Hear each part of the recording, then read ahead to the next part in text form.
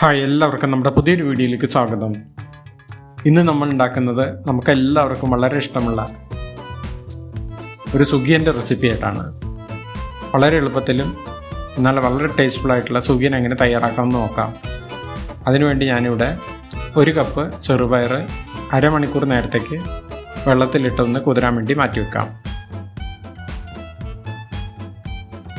അരമണിക്കൂർ കഴിഞ്ഞിട്ടുണ്ട്. 2-3 പ്രാവശ്യം കഴുകിയെടുത്ത് കുക്കറിലേക്ക് ഇട്ട് കൊടുക്കാം.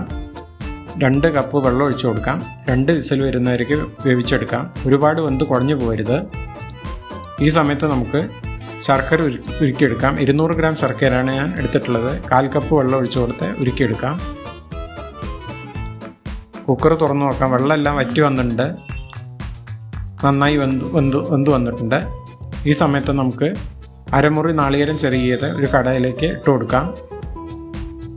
വെള്ളത്തിൻ്റെ അംശം വറ്റുന്നതിലേക്ക് നന്നായി ഇളക്കി യോജിപ്പിക്കാം.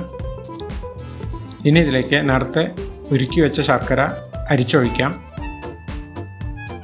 ഇത് നന്നായി ഇളക്കി ശർക്കരയിലെ വെള്ളമെല്ലാം ഒന്ന് വറ്റുന്നവരേക്ക് നന്നായി ഇളക്കി യോജിപ്പിക്കാം.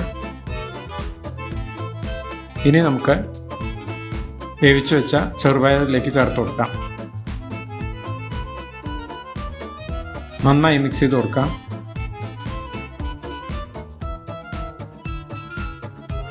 ഇനി ഇതിലേക്ക് 1/2 ടീസ്പൂൺ ജീരകം പൊടിച്ചതും 1/2 ടീസ്പൂൺ ഏലക്ക പൊടിച്ചതും 1 നുള്ള് ഉപ്പും ചേർത്ത് കൊടുക്കാം.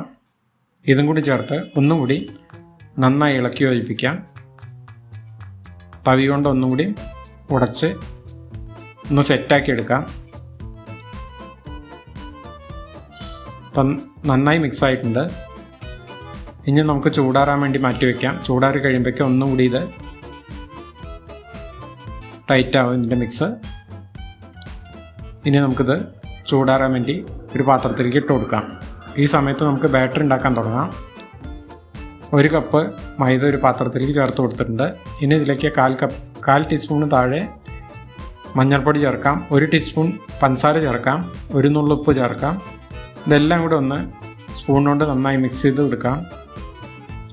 ഇനി ഇതിലേക്ക് കുറേശ്ശെ വെള്ളം ചേർത്ത് കട്ട കെട്ടാതെ നന്നായി മിക്സ് ചെയ്തെടുക്കാം.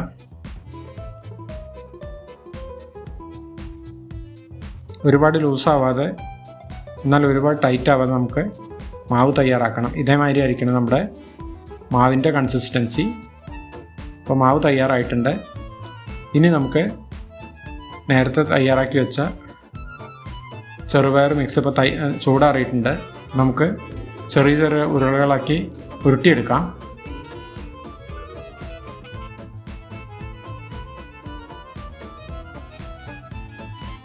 എല്ലാ ഉരുളകളും നമ്മൾ ഉരുട്ടി തയ്യാറാക്കി വെച്ചിട്ടുണ്ട്.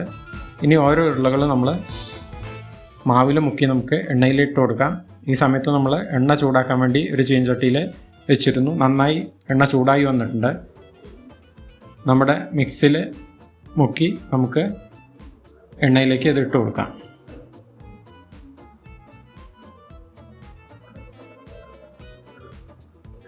എണ്ണയിലേക്ക് ഇട്ട് കൊടുത്തതിന് ശേഷം ഒരു 5-10 സെക്കൻഡിന് ശേഷം നമ്മളത് മറിച്ചിടാവൂ. അപ്പോൾ ഫ്ലെയിം ഒന്ന് കുറച്ചിട്ട് കൊടുക്കണം. ഒരു ഭാഗം ഗോൾഡൻ ബ്രൗൺ കളറായി കഴിഞ്ഞാൽ നമുക്ക് മറ്റേ പുറം മറിച്ചിട്ട് കൊടുത്ത് 2 ഭാഗം ഒരിഞ്ഞു കഴിഞ്ഞാൽ നമുക്ക് ഇതേമാതിരി നമുക്ക് ടിഷ്യൂ പേപ്പറിലേക്ക് മാറ്റാം.